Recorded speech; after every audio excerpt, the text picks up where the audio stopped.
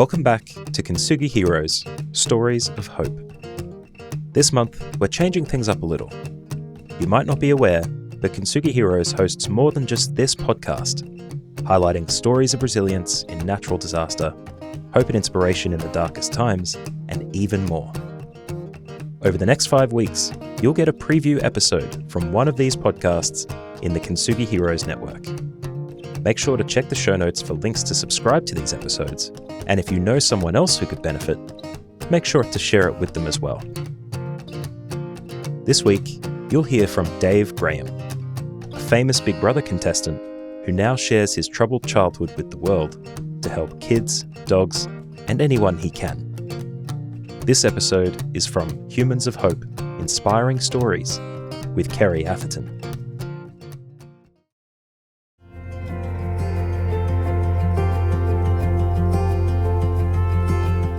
In times of trauma and adversity, we must create space for connection by sharing a story of hope. Welcome to Humans of Hope, Inspiring Stories, hosted by Kerrie Atherton. This podcast shares inspiring stories of individuals who have faced significant challenges and emerged stronger, offering hope and resilience to listeners all over the world. Join Kerrie, the founder of Stories of Hope Worldwide, every week to hear these remarkable journeys and find the strength to overcome your adversity. Now, let's listen in to this week's conversation.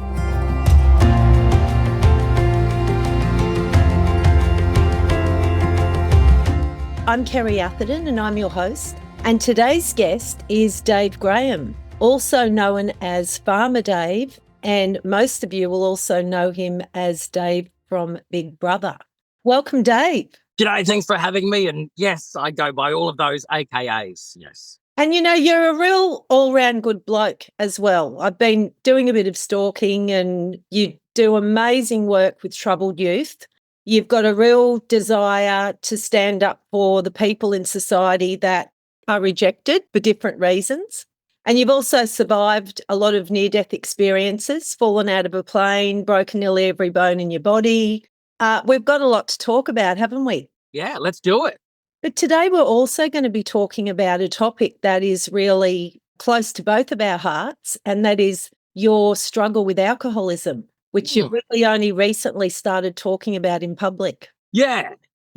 All the isms, I suppose. It's one of those things that it takes a long time for you to acknowledge and then accept. You know, we all know the classic alcoholic can't meet his issues head on until he actually admits to himself that he's got a problem.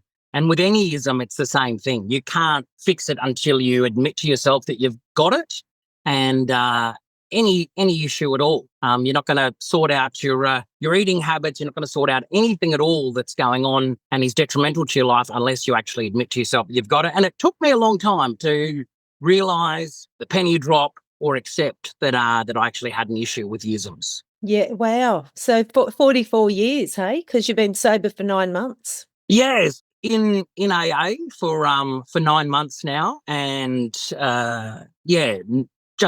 9 months and 1 week. I went into rehab, and I suppose it took a 5-week in hospital program to really accept what I had. And you know, I was one of those people that went in there as a workaholic, suffering extreme burnout, and then realised, hey, I've got all this other stuff going on. And I suppose the biggest revelation that I had in there was I didn't have this perfect life that I'd convinced myself that I'd had. And you get so caught up in the storytelling that your life is perfect. And, you know, as you've suggested, I work with troubled youth. And I suppose the biggest story that I've always had is I had such a privileged life. It's my duty to give assistance and give guidance and be that safety net for young people that have not had a privileged life. But when you unpack it, as I did in rehab, I realized it wasn't privileged. It was the opposite of privilege. And I had a really horrendous childhood. And I suppose I just made so many coping mechanisms,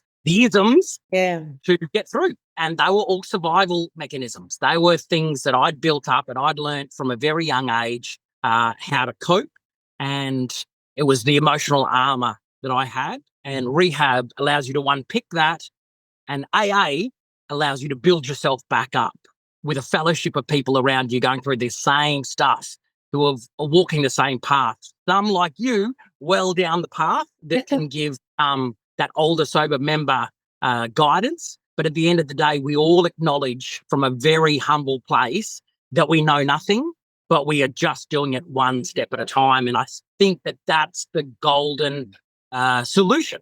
That's the golden way that is AA, that it's one step at a time. No one has all the answers. And it's something that you've got to come to on your own realization. So that's where I'm at almost 45. Oh, and congratulations, because it's a massive step. You know, that first step, we admitted we were powerless over alcohol and that our lives had become unmanageable. And accepting that is just such a big step it's the biggest step of the journey of sobriety, isn't it? And I had to accept that at 18. I don't know how you did that. I don't either. Yeah, I just look at any of these young people that are in rehab and even the young kids that I work with and go, I could never do what I'm asking of you, or I could never do what I'm seeing you do right now, which is in such a youthful part of the experience of life, actually being able to say, I can't do this. Yeah, it was massive. And I was like one of the 3 youngest people in the rooms. And I thought to myself, Brig, my life is over. You know, I've got to go to AA for the rest of my life. And everyone else is out partying, drinking, and this is my life. And as exciting as it might get, I might go to the movies on a Saturday night or something like that. And so it was really hard. And it was hard to find those similarities of the other speakers that they tell you when you go into the rooms of AA, look for the similarities and not the differences. But I just hung on to whatever similarities I could find because I didn't want to die. I wanted to live, and it got down to death or sobriety for me. That's insane though, that Kerrie, that happened at such a young age for you, that realization, but then the ability to have the honest, willing acceptance, right? Like that idea that it's like, well, it is one or the other. Whereas so many other young people are like, no. Oh, I'm different. What was it that made you realize I need to enter these rooms? Because you said that you walked in at 16 and then you accepted when you were 18. Like what happened in that period for you that allowed you to be so damn adult? I think a lot more trauma based on top of the trauma that I'd been through as a kid. And one of those things involved being molested by a pedophile when I was 9 on holidays. At 10, I had a breakdown and I was put on antidepressants and anti-anxiety medication, and a lot of bullying going on at school, and not being able to predict the atmosphere at home because my mum and dad were alcoholics. My mum was an active alcoholic till I was 12. And then at 17, I was raped. I was in violent relationships, and just the continual trauma to myself and the situations that I'd been exposed to, the people that I'd let into my life, the self-hatred, the shame. I just couldn't live with it. I didn't know how to live with that anymore. And it just emotionally, the journey just got too much for me. And the only way out for me was suicide. But there was another way out, because I heard a loud voice say, don't do it. If you hang on a bit longer, you'll find happiness one day. And having been into the rooms of AA, I knew that there was one other last step, and that was committing to the process of getting sober. So that was kind of like my rock bottom.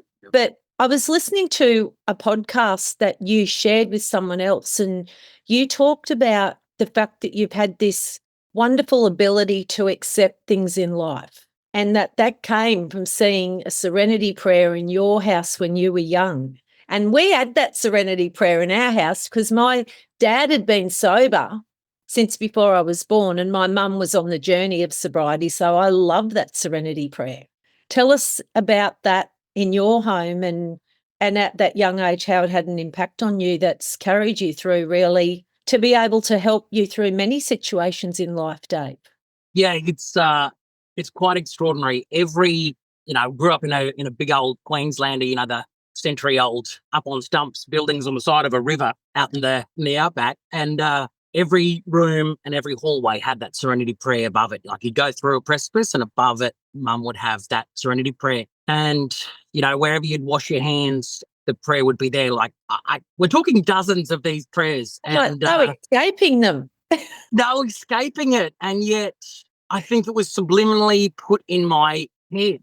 And it's extraordinary that there was so much. And I suppose it comes from a place of, my parents are both children of alcoholics, and they're much older. My parents are from before the Second World War. Dad was born in the beginning of the Depression, so they're from a very different era to most of my contemporary kids. Like my parents are the same age as most of my when I was growing up, friends' grandparents. Oh, so wow. they were very, very different and very distant in comparison to the normal parent-child, and I'm the 11th as well. So there was a big distance between, your normal loving parent to child relationship, because it was more of, there's just so much distance, I suppose, and yet that serenity prayer was always in my head. And I think that's what allowed me to get all the way to 45 before I realized I was so far over the cliff,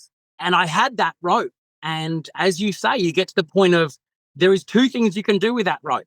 Three things really. Like you can let go and just let the terrible things happen to you and death come that way, or you can get the rope and put it around your neck and actively invite the end, or you can just grasp it and one by one get the hell back over the cliff. And that's definitely where I was at 44, was very much so. I was well and truly over the cliff. Like I'd bounced around that rock bottom and I was way over the cliff's edge. But I reckon that what allowed me to keep being able to deal with horrendous things through life was that serenity prayer. There was so much magic in acceptance. Yeah.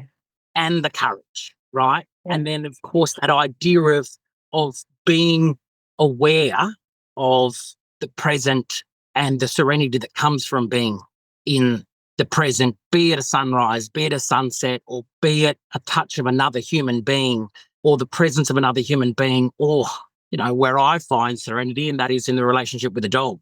Oh, I know. And we'll get into that shortly. I really want to talk about the power of animals and the role that they played in the work that you did with young people. Before we go on, that serenity prayer, I've got to say, that needs to be in every household. It's not, for me, it's not a Christian thing. It's not a denominational thing. It is a roadmap for being able to keep going. And what I would say to every listener right now is, if you don't have a serenity prayer in your house, print it out, buy it online, just get it up. And if you've got children, or if you've got yourself, or if you've got other members of the house, just put it above a doorway, or do what my mum did, have it above every doorway and every hallway you possibly can, because it matters and it makes a massive, massive difference. Certainly did for me. Dave, a lot of people don't know the serenity prayer. And so I was going to ask you to share it, but I thought, how about we share it together? Because for people that don't know what happens in the 12-step rooms, at the end of every meeting, we hold hands and we connect with one another, and we actually say this. So let's say it, Dave. God, grant me the serenity. To accept the things that cannot change. Courage to change. Courage to change the things I can, and wisdom to know the difference. And that's what it is. And the time delay on the computer. Oh, simple, right? To say it in sync, but we. Yeah, we were so not in sync. But you're up there in Queensland, and I'm down here in. I know. Right? In Sydney. No, we live in the paradise that we create, right? But that serenity prayer has got everything that you could possibly need to get by every moment. It really is. But I think you knocked addiction, alcoholism, all the isms on the head when you said we say that prayer and we connect.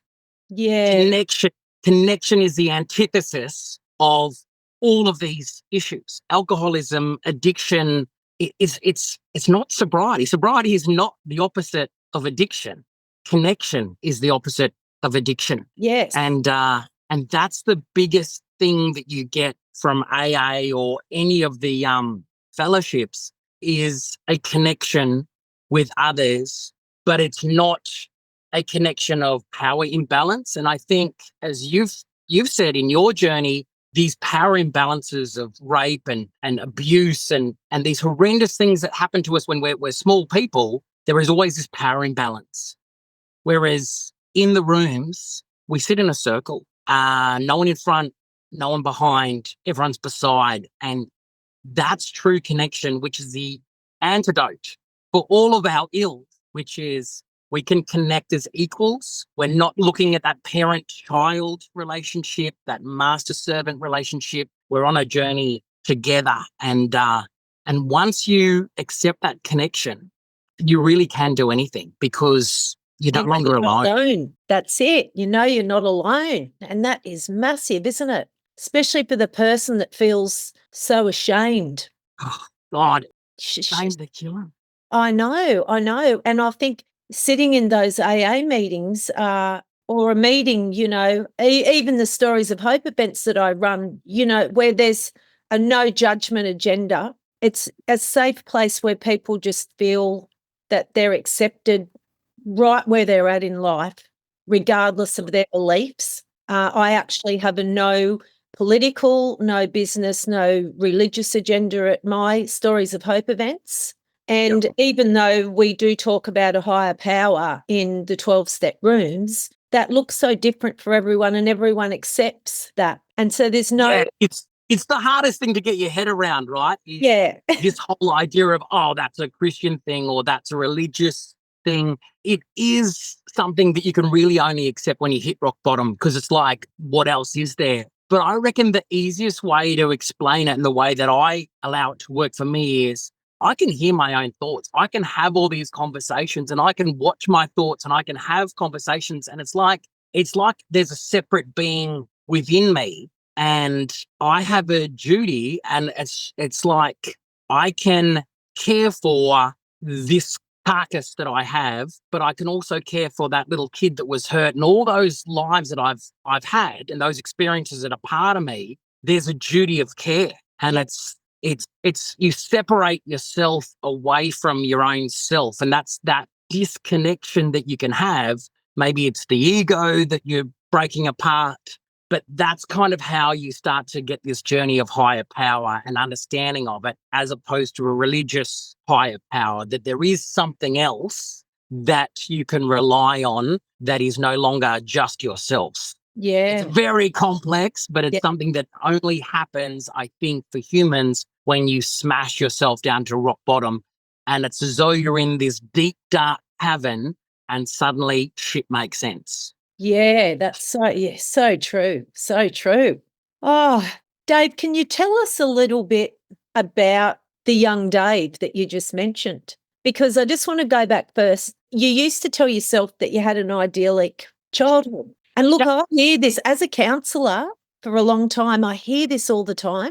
A lot of people come in and, oh, you know, I've got this going on. I'm battling with this addiction, that addiction. And I said, can we talk a little bit about, I had a great childhood. And then when we start to, you know, talk a little bit, then they start to think, oh, hang on a sec, you know, maybe I really didn't. But it's the story that we tell ourselves. Because we don't know any different, do we? I mean, we do know that the kid down the road, well, their parent's not an alcoholic, or, you know, I don't think that's happened to them, but you don't know because you don't talk about it, and we hide the secrets and we carry the shame, the veil of shame. The veil of shame becomes sometimes that thick. Yeah, it's the emotional armor that we just keep covering ourselves in. And little Dave, he covered himself in that much emotional armor that he thought he could do absolutely anything, and went around the world and did that many crazy things and was in that many car accidents, horse accidents, cliff accidents, you know, with different armies and trapped in different jails around the world, and, you know, was doing things that only happens in movies because he had so much emotional armor, because he didn't have a great childhood. I mean, I talk about going to boarding school from the age of 9. How privileged is that? And going to the best boarding schools in Queensland and growing up on a beautiful station and living in the bush and having a carefree life and being able to journey and learn to live off the land for days at a time. But the reality is the reason I was living off the land for days at a time is because I would be left on the station to walk home. And, sometimes that walk home is 25 kilometres. And, when you're 4 and 5 years of age, walking 25 kilometres through bush and then, you got to go over a major highway and the fear that you have, especially in the 1980s about being kidnapped and you just constant state of fear for whatever it was, a couple of days sometimes to get back home. And it wasn't, for me, it wasn't a once or twice in my childhood. It was a, every other week or month. I'd be left up at the farm because my father would just either forget about me or get too busy doing stuff around the station, or he'd actively just go, nah, little shit, he's too slow, and just would leave me. Wow. And and so I thought it was a privilege knowing how to go without food, and to be able to just eat bush tucker, to be able to survive, because oftentimes I would be left on a tractor for days as a little kid. No. And and I thought it was normal, and I absolutely that's the thing. Yeah, been astounded. You're normal, isn't it? You're normal. Yeah. And like sleeping with dogs. I mean, the punishment was to go and have to sleep with the dogs in the dog kennels, which is 150 odd yards away from the house, and the dogs would either be on chains or inside up off the ground kennels if there was snakes or dingoes were around, and I would literally just sleep in there with the dogs. And when you think about it now, putting a kid who's 5 in a cage with dogs to sleep at night, like I thought that was a privilege. I thought I was lucky to be able to sleep with the dogs. Wow. But I could never imagine. Now I've got five kids myself, and I could never imagine what any human could think putting a kid in a cage with dogs and then saying that you don't get to come out until I let you out. Stuff like that, where you are just so full of fear all the time, and the fear, you never get a break from the fear because there's no one there that's going to just hug you and say that it's okay. Yeah. But that's what I get to do as an adult now. I go back to that little day and I go, hey, I'm here. I'm with you. You're okay. And there's an absolute peace in that, being able to go back to that little kid and say that, because I lived my life thinking that was absolutely normal. Yeah. And, spraying chemicals when you're 8 years of age, or being in a tractor that doesn't have an air conditioner but has a closed cab. My father would say to me, look, we didn't have air conditioners when I was a kid, but, you would have open cabs. So I'd be in a cab where it'd get up to 70 degrees in a closed cab. And if ever I opened the door, dust would come into the cab, and my dad would beat the shit out of me if there was dust in the cab. So it was either a open the door and get air in so I could survive, but I was literally always just drenched. I'd always be driving the tractor in my undies. Yeah. And this is all from the age of 5 and 6. Oh, So I'm going to give little Dave a hug right now. Little Dave didn't have a great privileged childhood. Yeah. And the reason little Dave went to boarding school is because my mum, I think, as much as she didn't do what I would think is enough to stop the barbaric treatment of a little kid, she knew that getting me off to boarding school would be one way of stopping the barbaric treatment of a little kid. Yeah, right. But it was never okay. It's not okay now. And it was never okay then. I just think that my parents were doing the best they could. They'd had 11 kids, crikey Moses. They'd, been breeding kids for that long that suddenly they had this other one that come along, and there was a big gap between me because there was some dead babies that happened. So there was a big gap between me and the kids above me. It was just a lot easier just to do something with him, get him to work, because they'd already been through all the little child rearing thing, and they already had grandkids my age. And I was just kind of this annoying thing for them, which I get from their point of view. It's not their fault. Like, it's absolutely, my parents are blameless, absolutely blameless, but it still happened. Yeah. And I've got to be the person that is okay with making it okay for that little kid that still exists inside myself. I love that. And that's why it's so important, isn't it, to do that work to change those perceptions. and step out of being the victim of those situations to being the victor over those situations. Yeah. It's you can't be a victim to something that you've survived, right? Like there is so much power in the fact that we're both still alive. Yeah, that's it. Yeah, exactly. You're not the victim if you're still around. That's it. That's like, right. Impossible to accept victimhood if you're still alive, because that means you succeeded. That means you are the victor. And I always look at my life as very much so not a victim. I am absolutely not a victim because I freaking survived. I'm still here. Yeah. And victors accept what they can't change. And then they use what was bad as a springboard.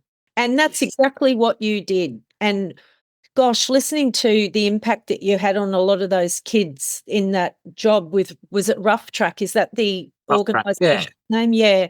And you talked about a lot of the kids are either on their way to death or on their way to jail. And your organisation and the work that you did, and using dogs as well as companionship for them and teaching them about life, was an absolute intervention right in the middle of that crisis time for them. So can you just share I can't give it the passion that you can, but please tell us more, because working with young people's also been a big mission in my life.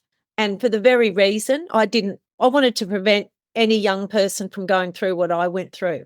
And so I got out there and, I shared and I did and I cared and I did what I could. But tell us what impact you've made, Dave, on those young kids and continue to make. I think, firstly, the impact on me was greater than the impact on them. I think I received more from the young, damaged humans than I gave. I'm so appreciative of the trust that each young person put in me to go, you know what, I'm handing over to you, Dave, to help guide me because I give up. What I'm doing is not working, kicked out of home or being dumped from the parentage that biology gave me, or the system was spitting out, or the system wasn't working for. So there was over 150 kids that came through the programs that I ran, and the success rate was absolutely phenomenal. And I suppose I just used everything that was good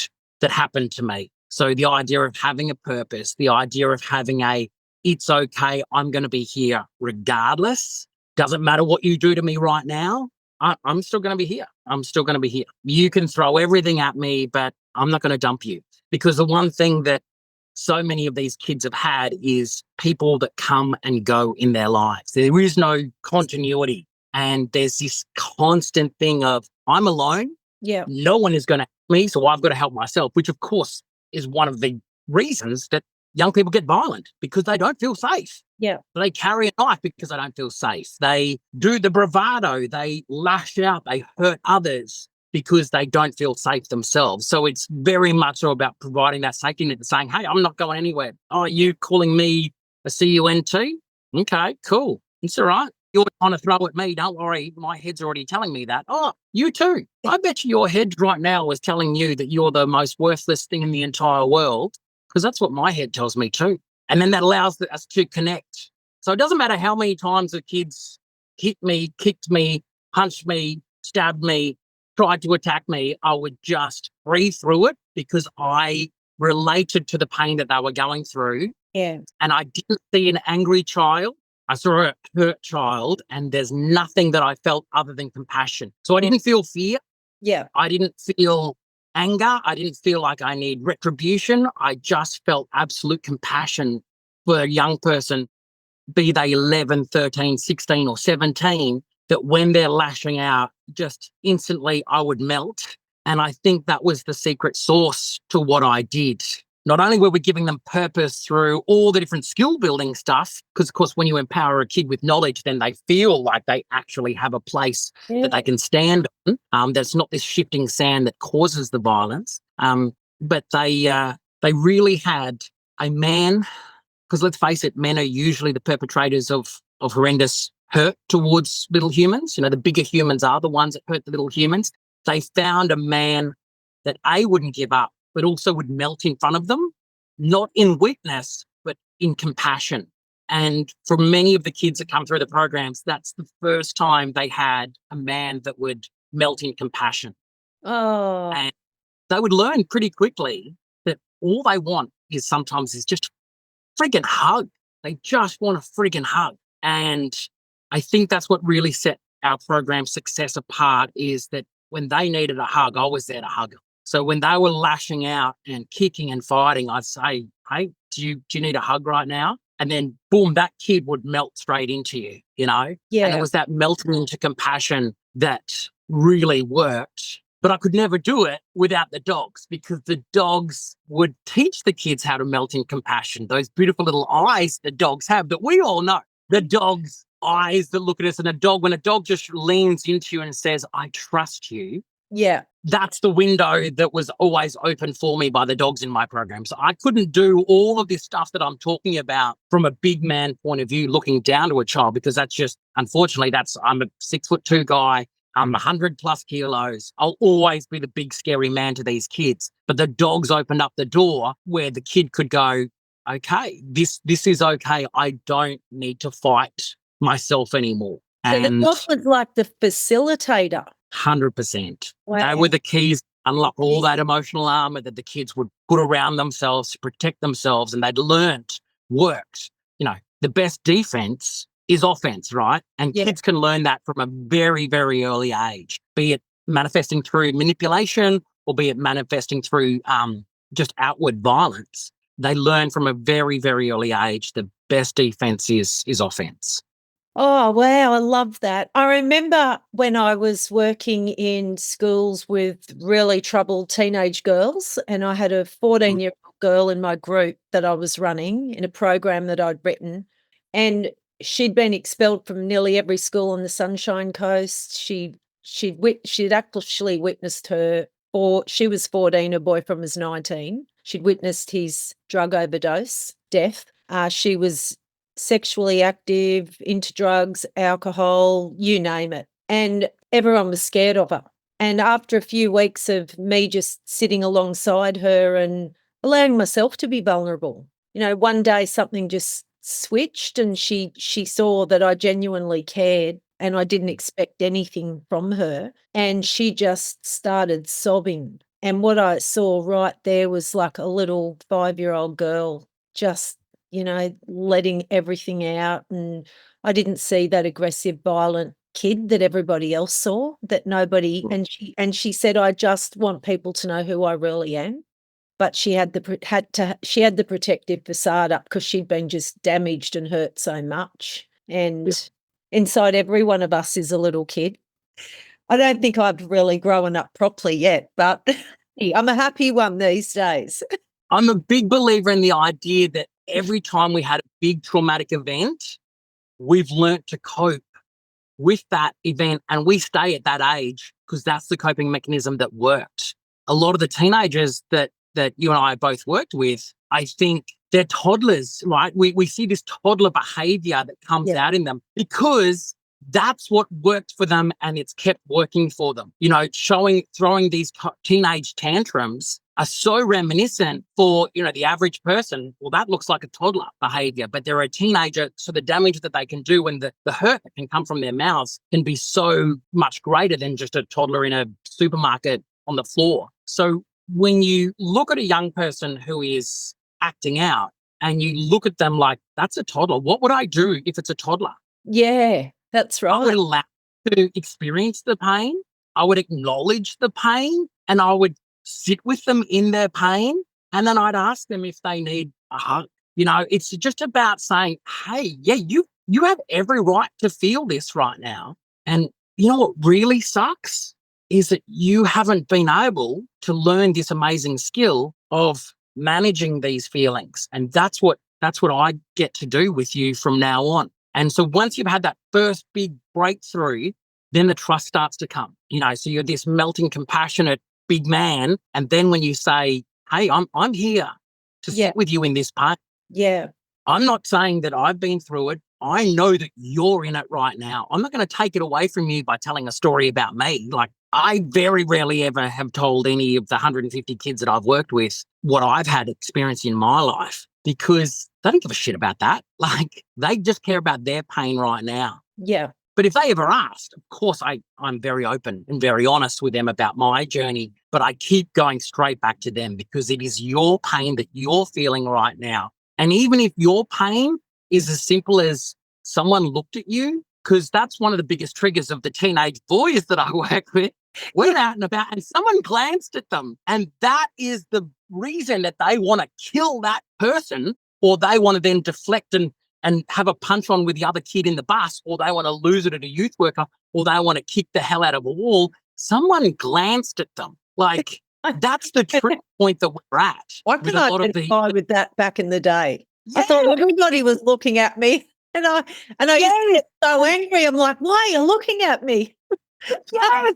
Like, the amount of kids that have lost their shit with me because someone looked at them. And, you know, outside of the people that deal with addiction and alcoholism, they don't even understand that. Like, what do you mean you're losing your shit because someone looked at you? Yeah, yeah. They don't get it. But when you're a person who has had such extreme trauma, that's all you need as a trigger to lose your shit, because your emotional armor is being dug at. Yeah. And you've got to, best offense is defense. Don't look at me, because looking at me sees me, and I don't want you to see me right now.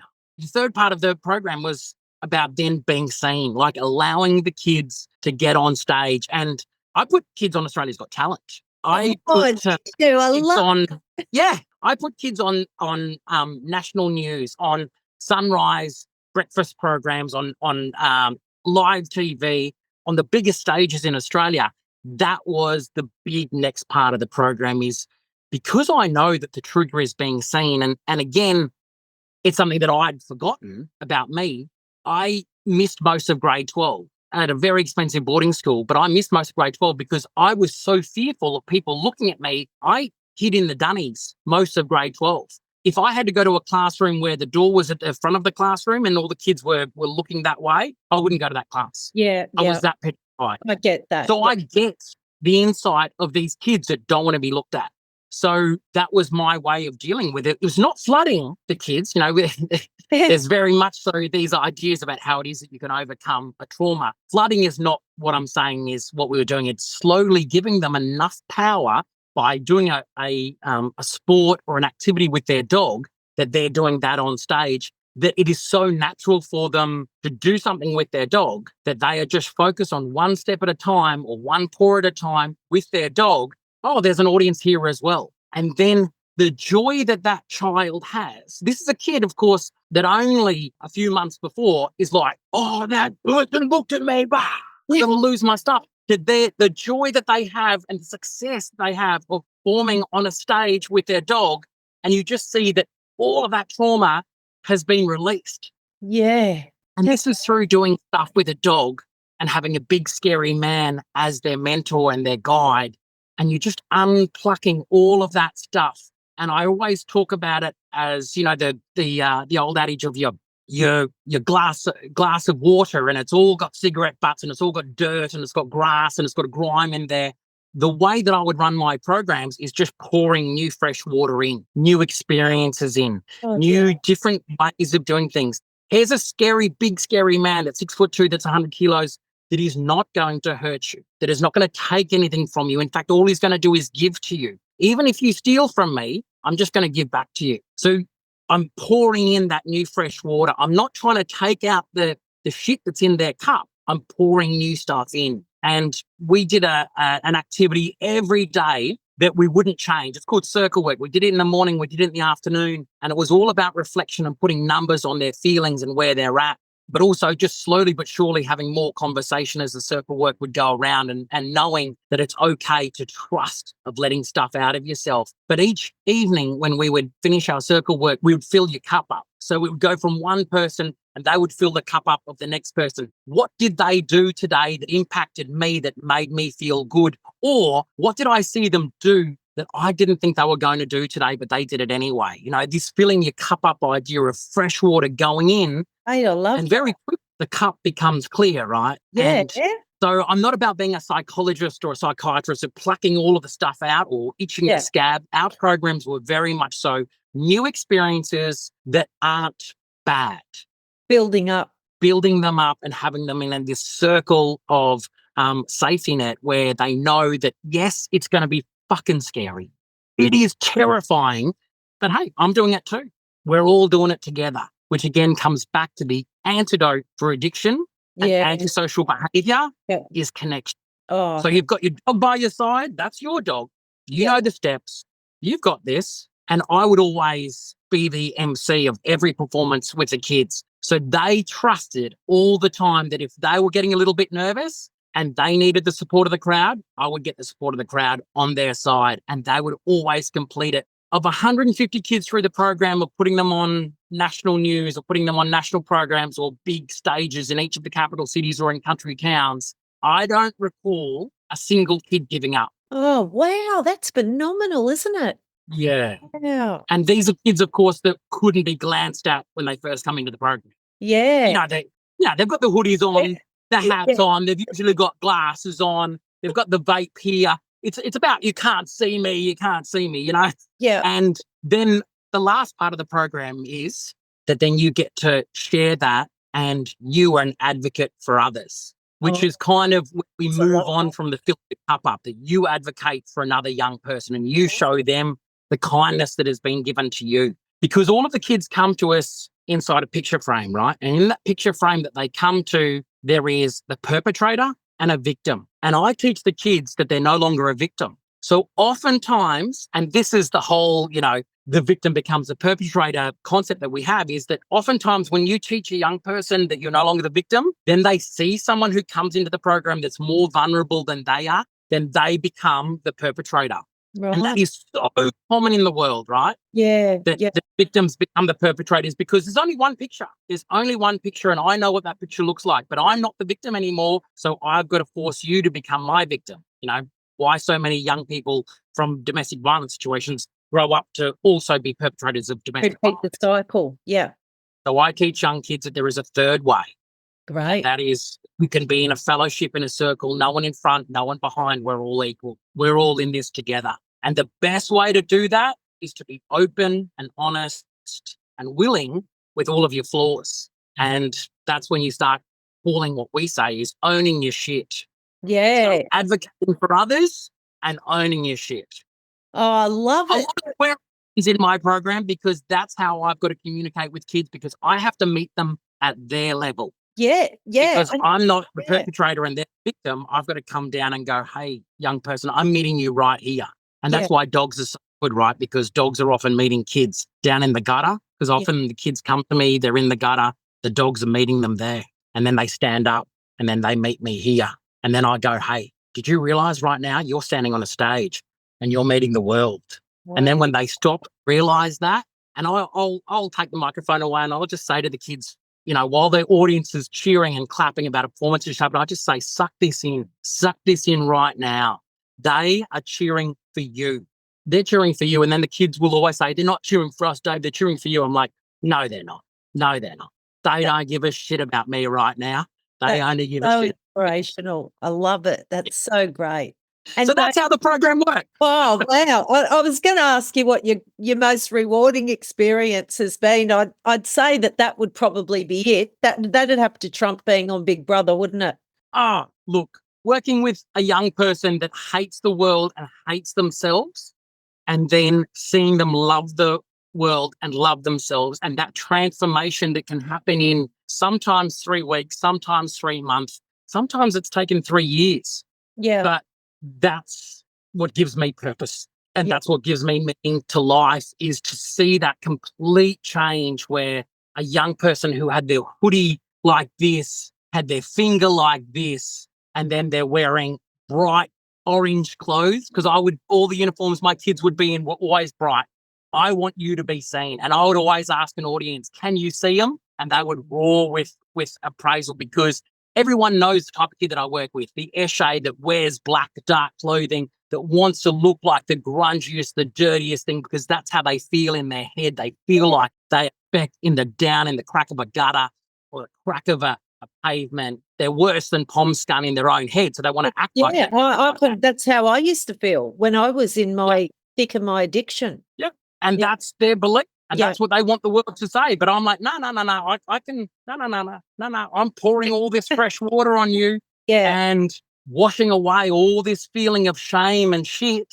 And I let you be who I have always seen. And that is this gorgeous little kid. And I'm washing away all this shit, this emotional armor that you've created around yourself. And that is the greatest joy. Like nothing can compare to that. Not climbing in the Himalayas, not coming across Mongolians that have never seen a white person before, not meeting Her Majesty the Queen, not going to the Arctic, not swimming across the greatest rivers in this planet, not doing the Larapinta Trail for the first time in the 1990s, not doing any of those things like falling in love and getting engaged or having your first child. It is seeing that change in a young person where they feel such sadness and being so far down in the scale of 1 to 10 of greatness, and then seeing them change and accept themselves and accept the world and not have hate in their heart anymore. Nothing can compare that. And to do it over 150 times. Wow. I totally get that. Being able to be a small part in helping change someone else's life for good, no amount of money can buy that joy. And that's But we really do talk about the other thing. I understand. that's really turning our pain into purpose. And my mantra has always been that my pain won't be in vain, but I will use it for other people's gain. And yeah. And that was the formation of Stories of Hope. But how did you do this, Dave? And I know we don't have a lot of time left, and I'd love it if we do a take 2 on all of this as well.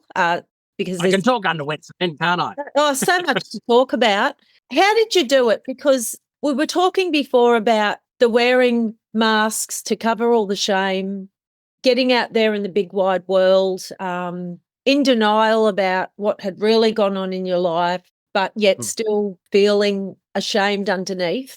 What caused you to put yourself on national television on Big Brother in front of millions of people and then into an environment? Because for me, when I used to wear masks, I would be one person for one group of people, one person for a different group of people. Basically, I'd be whoever I think everybody thought that I should be. And when I'd get into a group of people, I would just be terrified because I would think I don't know who I am and I don't know how to act. So what caused you to put yourself in that situation, and how was the experience in the beginning and how was it after the end?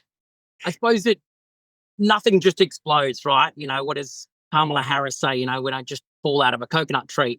I think for me, the first branch I fell down was I had returned to the enslavement. You know, I finished boarding school and I'd gone off to do a jackaroo ship, but my father had gone and collected me from the jackaroo ship and took me back home because he needed his slave. And I was living in very slave-like conditions on my family station. And my girlfriend at the time and my best mate at the time was like, you've got to get out, you know, you've got to get out. Like you know, 7 days a week, you're working 20 odd hours a day, you know, sometimes 3 and 4 days, you don't stop working because it's planting or it's because it's harvest. And again, I didn't see a problem with that. Like that was just absolutely normal for me. And, you know, when all the other jackaroos or station hands, they would have time off. Well, I was always told that it's like, well, I'm the son, so I have to do it. Like, you know, so I never thought that there was an option or an ulterior or an alternative. But then my friends and my girlfriend were like, no. So we stole a car and we took off, and where else do you go but to Sydney, right? You know, so Yeah. we headed off to Sydney, and because you know that's the worst place in the world to go because that's what everyone says. Sydney is just this horrendous, horrid place, you know, as it was in the 1990s, and this cesspool. But we got down here, and it was pretty fun. It was a cool city, and it was crazy for us young bush kids, and that had been really, I suppose, sheltered from the world at boarding school and growing up on stations.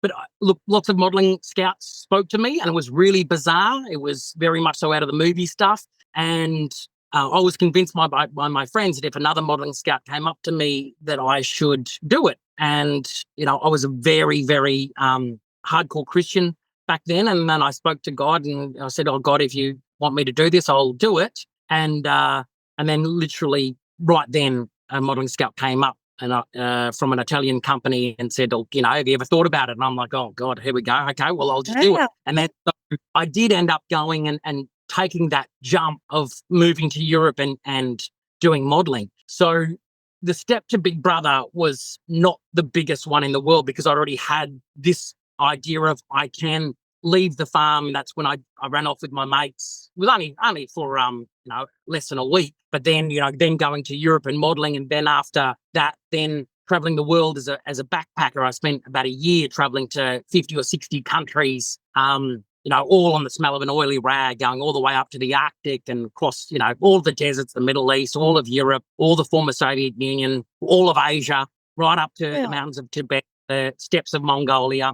Gosh. So, I'd done so much of these things. So I suppose when I'd accidentally come across Big Brother auditions, just by a twist of fate, got stuck in Brisbane at the university where they were doing the auditions, it was just a natural thing for me to go, "Oh, yeah, I'll give this a go." Because that curiosity that was so inside me, which was always wanting to know more, just led me to that pathway. And I kind of turned off the idea of doing the show, but then I got beaten to a pulp by a gang of blokes in Brisbane. And that's when I realised, holy shit, I don't want to wear this mask anymore, because being a very actively normal looking bloke, no one really would have ever thought that I was gay. So it was never a problem for me, just on appearances, people thinking that I was gay as I was in my 20s. And you were beaten up? Yeah, left for dead. Yeah, absolutely. Yeah. Kicked out, absolute shit out of by 6 guys.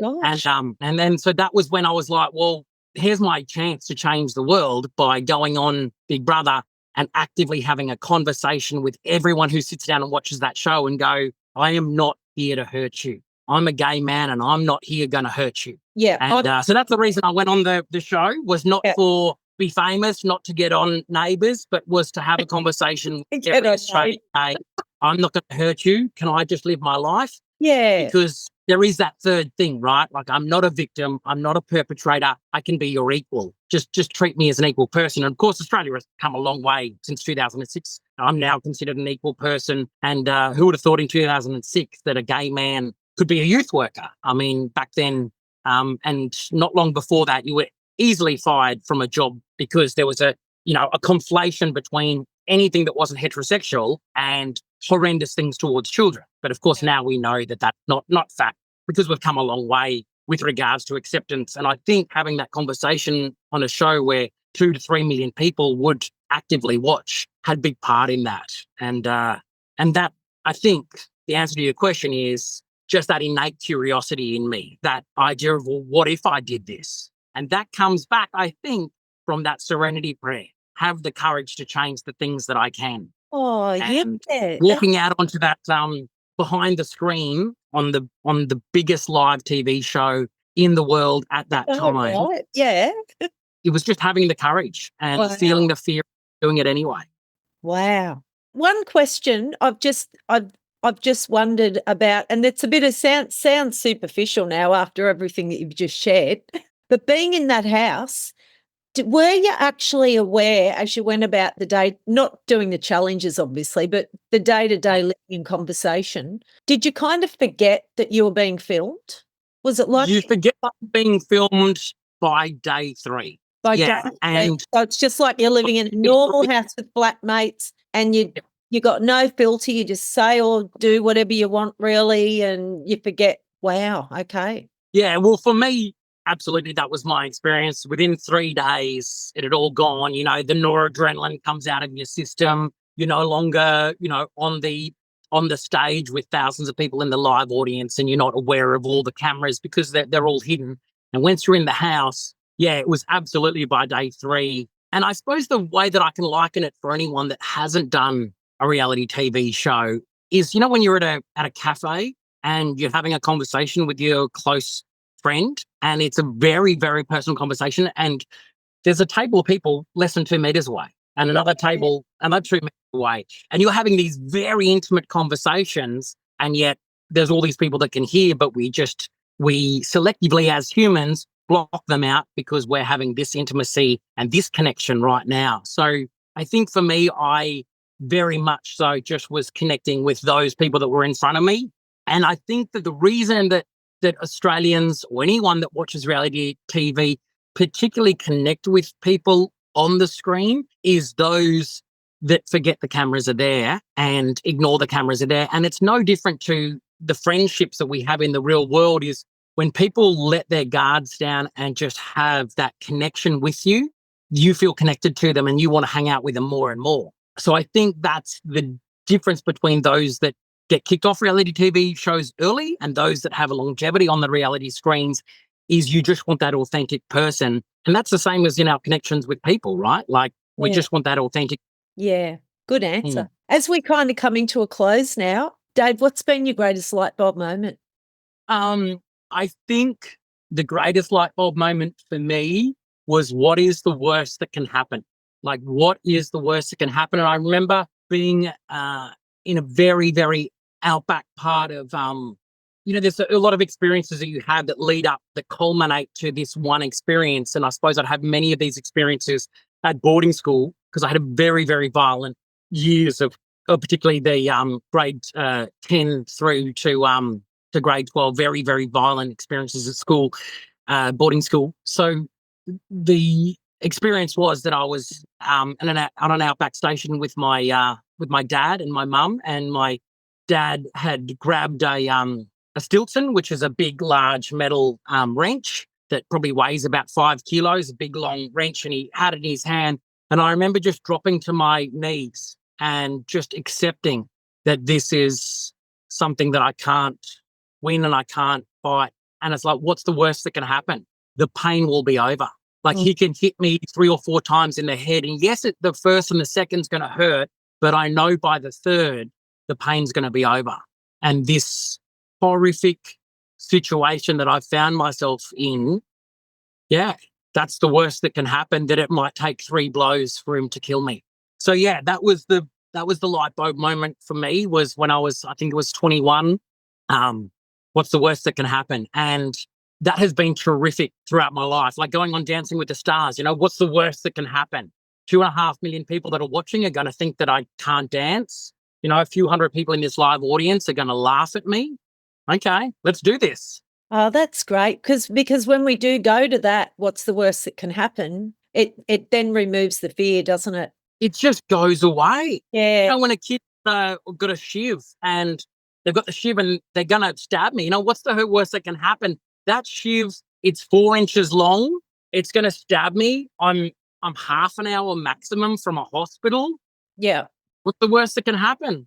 Then I can be a compassionate human being to that kid with a shiv.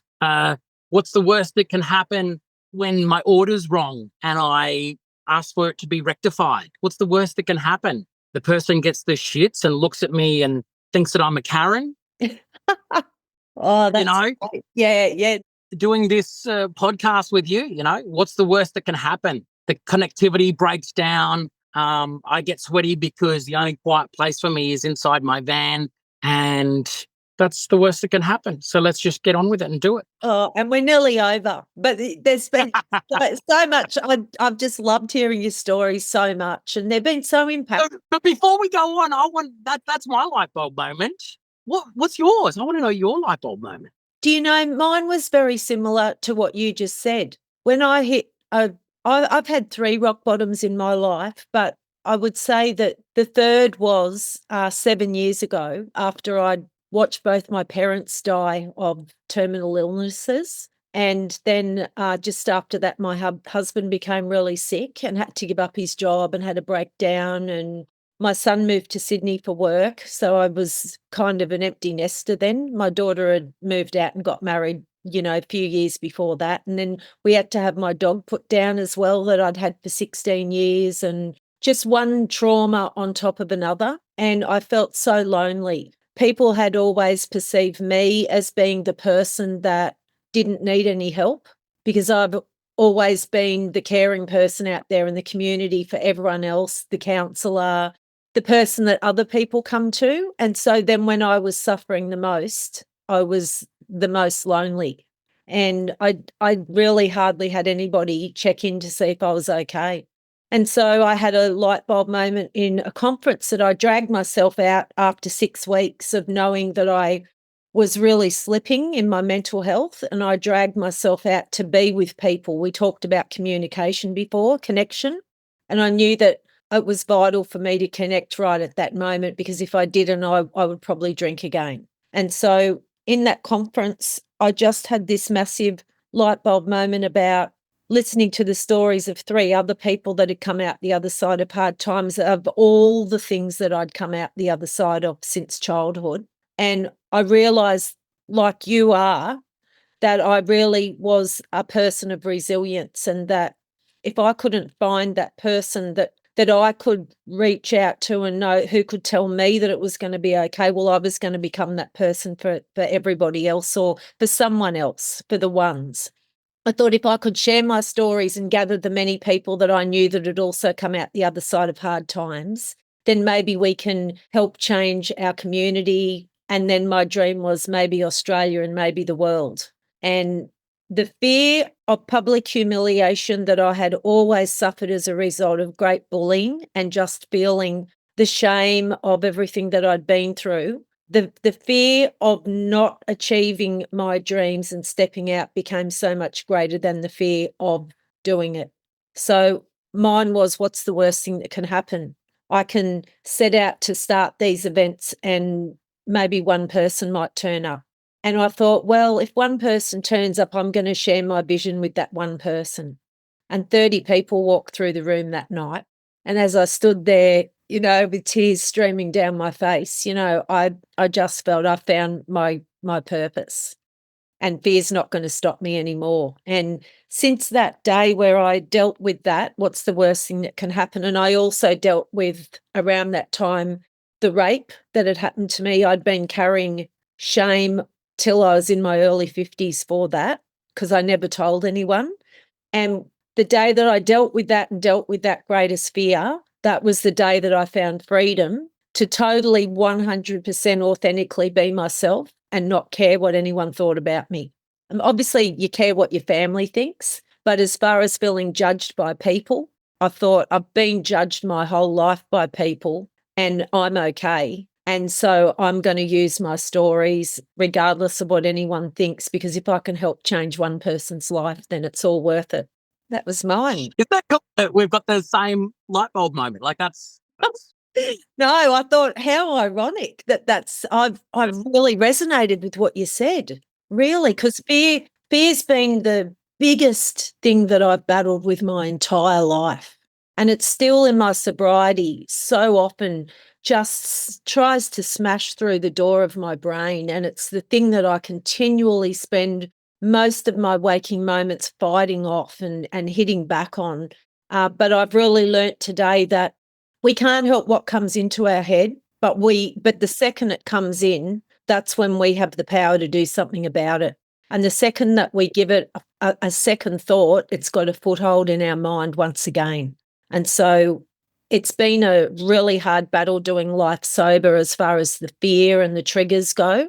But I've learnt the skills today to be able to keep it at bay and to not let it rule and govern my life and stop me from doing the things that I desire to do the most. And I think anyone who's listening right now that wonders about sobriety, the difference between living a sober life and a non-sober life is when you're sober, you actively have to feel every single feeling that comes your way. That's the difference. That's the only difference. It's a big difference. We're not giving up the party. We're not giving up the fun. We're not giving up any of that stuff. What we're doing is we are actively and consciously accepting that we will deal with every feeling that comes our way, because what we do as humans is anything and everything not to feel, which is bizarre, right? But that's what's right. We take our feelings against our feelings. What is all sobriety talk? It's we are choosing to feel and only feel. And just because we're sober doesn't mean that we still don't do things to avoid our feelings. Like you and I are both still drinking coffee, right?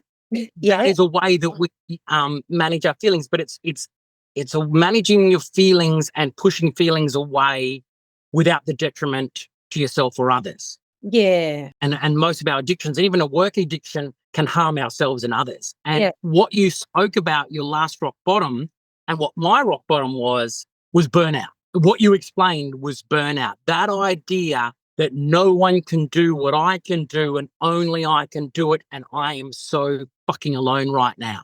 And everything, all the responsibility is on me. That's, I think, burnout. And I think that's what you experience, with your son and your husband's issue and losing your parents and your daughter not being there, is this idea that you were just completely burned out and there is absolutely nothing left. Yeah. And that's what got through this sobriety, is the idea that I burned the hell out, like hurricane of my own making, and I had nothing left, no ability whatsoever. And what I've learned from that is my fear is my fuel. I just have to be in the driver's seat like I am right now. And when I have fear, I've just got to use that fuel and just keep fucking going. And sometimes the only thing to do is to keep going in a straight line, not grab the wheel. I've had a terrible car accident where I grabbed the wheel and flipped my vehicle several times. I know what that's like, to twist the wheel. And whereas sometimes you've just got to feel that fear and use it as your fuel, because it's going to come anyway. And people that are not sober will do things like alcohol or an adrenaline sport, or be a narky bitch, or anything to divert that feeling so you don't have to feel that feeling, or reject someone who is really open and honest with you. You reject them and are a callous cow. These are things that non-sober people do, whereas a sober person feels those feelings and is open, honest, and willing. Yeah, dealing, and as they say in the 12-step rooms, we are dealing with life on life's terms.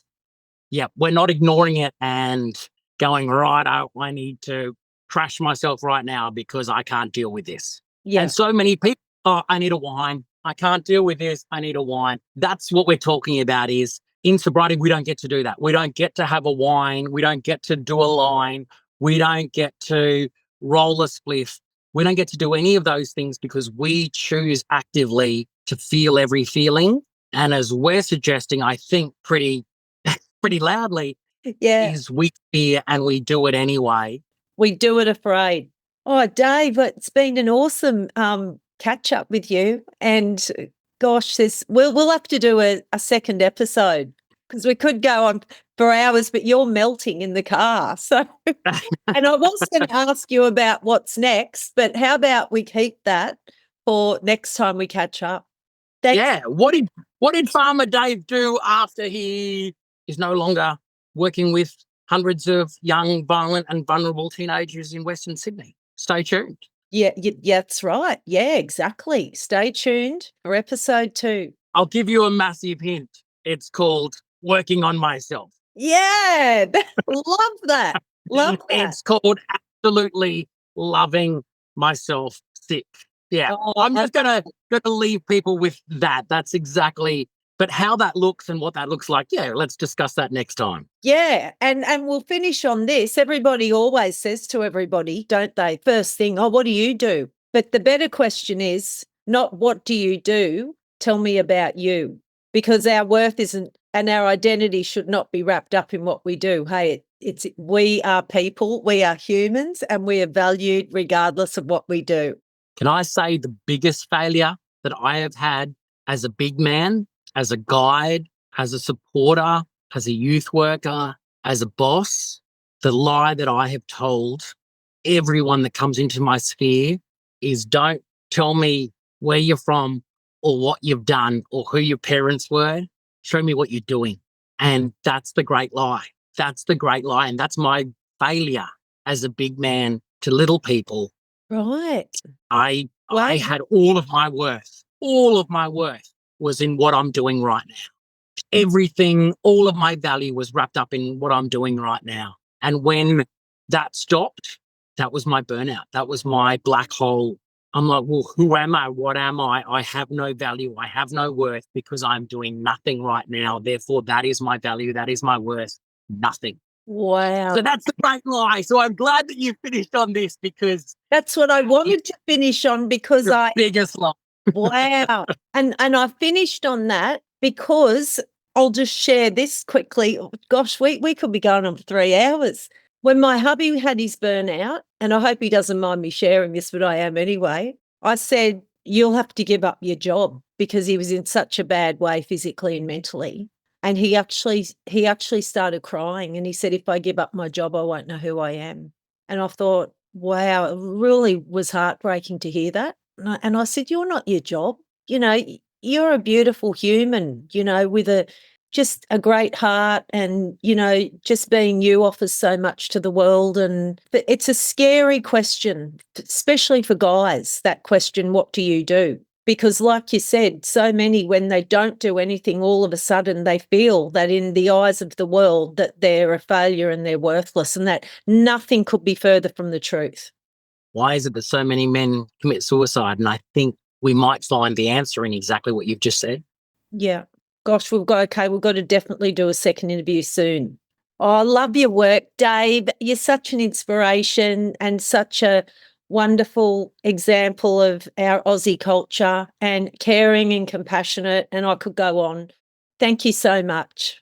Thanks for being open, honest, and willing to have this chat. I really appreciate it, and I hope your listeners have got something out of it. I'm sure they will. And thanks to everyone for listening.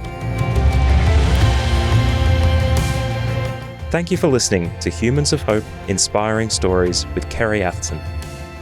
If this conversation helped you, please consider sharing the podcast with a friend or leave a rating and review on your podcast player. Thank you to Matthew Bliss for podcast production and consultation, and to Kintsugi Heroes for making this podcast possible.